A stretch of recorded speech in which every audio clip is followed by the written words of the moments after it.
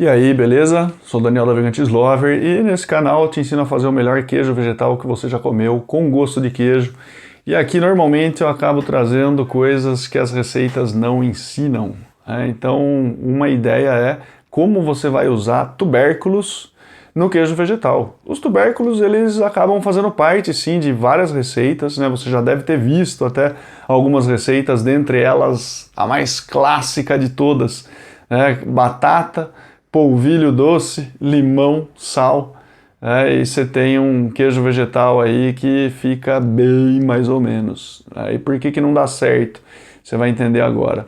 Justamente porque para a gente usar o tubérculo no queijo vegetal, antes de mais nada, a gente precisa entender por que que a gente colocaria isso. Tá? Qual vai ser o sentido de usar uma batata, de usar mandioquinha, de usar inhame, de usar mandioca, enfim, qualquer uma dessas coisas aí. Por que que você usaria isso? Antes de mais nada, é preciso, primeiro então, a gente perceber que todos esses tubérculos aí que estão sendo utilizados, eles têm um denominador comum. Tá? E esse denominador comum chama-se amido. Portanto, quando a gente vai usar o tubérculo, é importantíssimo você ter na sua cabeça que você está colocando uma grande ou uma generosa quantidade de amido na sua receita. Ah, mas é mal para não sei o quê, porque esquece a parte que vai ser mal e tal, que não faz bem para a saúde. Meu, a quantidade que a gente vai colocar e o quanto que a gente vai comer, isso daí, não, se for ver no valor nutricional ali, não é a pior coisa que está acontecendo, tá? Mas vamos entender primeiro o que está por trás disso, porque às vezes você só ouve a palavra amido, já, não, faz mal. Calma, tá? Calma. Depois faça as contas para ver a quantidade de carboidrato de fato que você vai ter no queijo vegetal, para ver depois se isso faz sentido ou não para sua saúde, tá?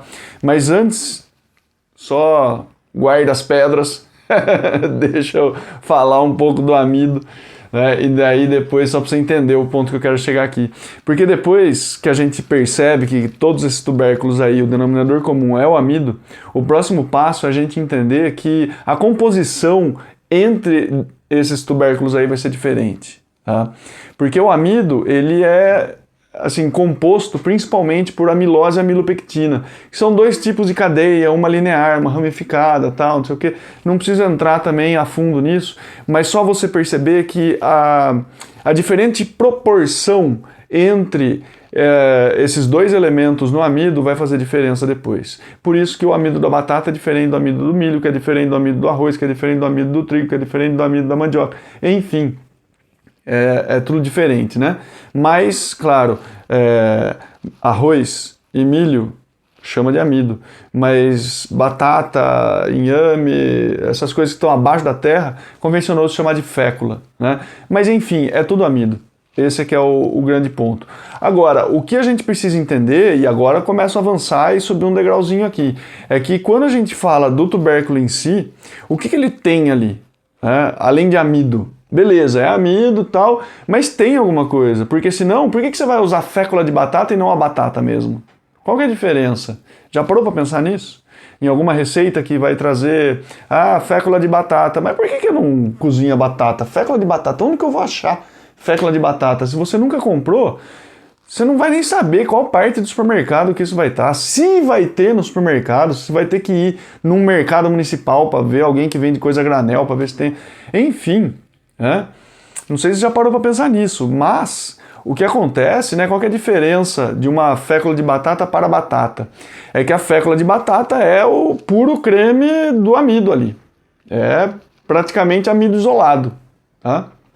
Agora a batata, ela tem aquele amido, mas ela vai ter também fibras, vai ter quantidade de água, ou seja, aquele amido está um pouco mais diluído com outras coisas.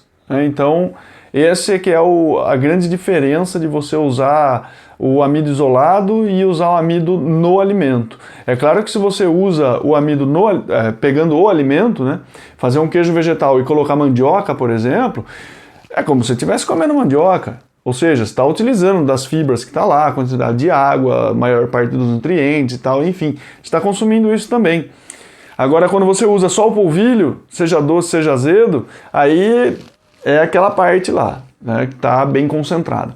Então, uma vez que a gente entende o que está por trás do tubérculo, né, aí que eu volto naquela questão inicial, mas beleza, e por que eu usaria isso? Então, por que você usaria um tubérculo numa receita? Primeiro, você precisa saber qual é o impacto que ele dá, né? O que ele vai mudar na receita? Ele pode mudar duas coisas principalmente. Ele pode mudar a textura e ele pode mudar a consistência. Tá? E isso é diferente. Qual que é a diferença entre consistência e textura, né? A consistência, a gente vai perceber muito mais se é um cremoso, se é mais espesso, se é mais firme, né? Essa é a questão da consistência que eu estou colocando aqui. E a textura depois a gente vai perceber muito mais na boca. Se é alguma coisa mais cremosa, mais granulosa, se é mais elástica, mais borrachuda, se é mais gordurosa. Isso são elementos de textura que a gente sente quando a gente está mastigando, né? Tá passando na boca ali com a língua e tal, não sei o quê. Então, os tubérculos, eles vão trazer impacto na textura e na consistência. Só que aí a gente tem, principalmente, são duas maneiras que a gente pode utilizar. Já ficou claro aqui, né? Só que eu só preciso pontuar para chegar, né, onde eu quero te explicar. Porque você pode usar o tubérculo inteiro, então, como eu falei, colocar mandioca no queijo vegetal, ou usar só a parte isolada, né, que é a fécula da mandioca, que é a fécula da batata e tal. E aí, onde que cada um, né, como que eu decido o que eu quero? Quando você usa o tubérculo inteiro, ele vai trabalhar muito mais na textura. Quando você usa a fécula, ela vai trabalhar muito mais na consistência. Esse aqui é o grande ponto da coisa, tá? Isso em termos ideais. Obviamente que quando você usa uma fécula, ela também vai colaborar para a textura, mas ela vai ser muito mais utilizada para a consistência. Tá? O protagonismo dela vai estar na consistência e não na textura, principalmente, né? Agora, dependendo da fécula, você pode ter isso, ter um impacto maior ou menor na textura. Mas, tudo bem. O que é importante aqui é que dificilmente você vai usar o tubérculo como o ingrediente principal, tá? Quando você for trabalhar a textura. Então, por isso que aquela receita clássica que eu estava falando aqui no começo, de batata, polvilho e tal, não fica agradável. Porque falta coisa, falta gordura, né? Precisa pôr um pouco de óleo ali, mas até misturar e tal, não vai dar tão certo. Aquilo lá não vai ficar numa consistência, né? Então, por isso, tá faltando coisa ali. Quando você vai utilizar esses tubérculos numa receita de um queijo vegetal para ter textura, é interessante que você utilize ele na composição com outros ingredientes que vão compor a base. Imagina só, faz uma experiência depois. Você faz um cream cheese de castanha de caju, mas coloca um pouco de mandioca cozida para você ver. Vai dar uma diferença, né? Você vai ter uma diferença na textura. Aquilo ali vai ter uma cremosidade diferenciada. Tá? Se é melhor, se é pior, se é mais gostoso, se é ruim, é você que vai me dizer depois que você testar. Aí você volta e escreve aí nos comentários para mim para dizer o que você achou. Agora, quando a gente usa a fécula mesmo em si, ou a gente está usando para dar uma certa característica, como é o caso da fécula de mandioca, né, que você usa para dar uma certa elasticidade na sua receita, ou você pode usar até como um componente principal para dar uma certa firmeza, como é o caso da fécula de batata. Ela dá uma firmeza muito maior, você pode usar ela como um ingrediente principal ali, e depois, obviamente, isso tem que ser submetido a um aquecimento para que forme um bloco mais firme.